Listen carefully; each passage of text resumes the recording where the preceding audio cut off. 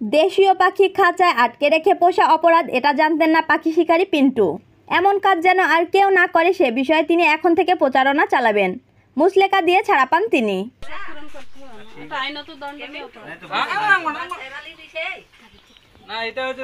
নিজস্ব প্রতিনিধি ফজলে রাব্বির পাঠানো তথ্য ও ছবিতে বিস্তারিত।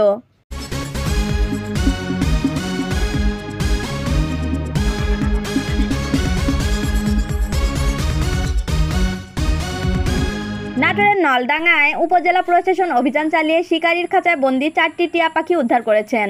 বৃহস্পতিবার 13 জুলাই বিকেলে উপজেলার পিপরুল ইউনিয়নের আশরাখালী গ্রামে অভিযান চালিয়ে খাঁচায় বন্দি 4 টিয়া পাখি উদ্ধার করে উপজেলা প্রশাসন।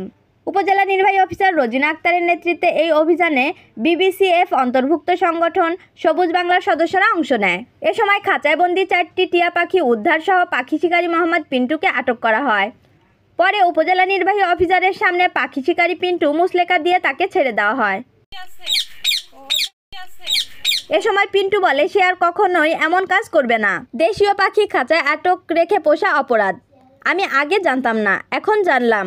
যাতে এমন কাজ আর কেউ না করে এজন্য আমি প্রচারণা চালাবো এবং বন্যপ্রাণী সংরক্ষণে কাজ করব।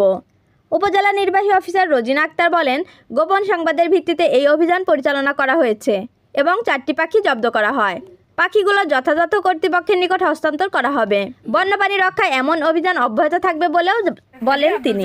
বাড়িতে তার ছেলে 4টি টিয়া পাখি খাঁচায় আটকে রেখেছে। সে খবরের ভিত্তিতেই আমরা এখানে আসি এবং দেখি যে 4টি টিয়া পাখি খাঁচায় বন্দি আছে। তো আব্দুল জব্বারের ছেলে পিন্টু সে বলছে যে পাশে নারকেল গাছ যখন ভেঙে পড়ে সে গাছ থেকে পাখিগুলো সে উদ্ধার করে পালন করেই নিয়ে এসেছে এতদিন।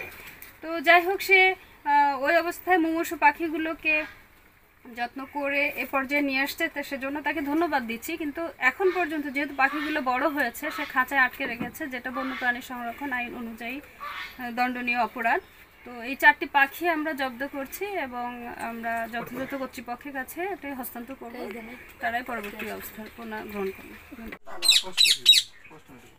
পাখি জামান, ডেস্ক রিপোর্ট, চ্যানেল এ নিউজ।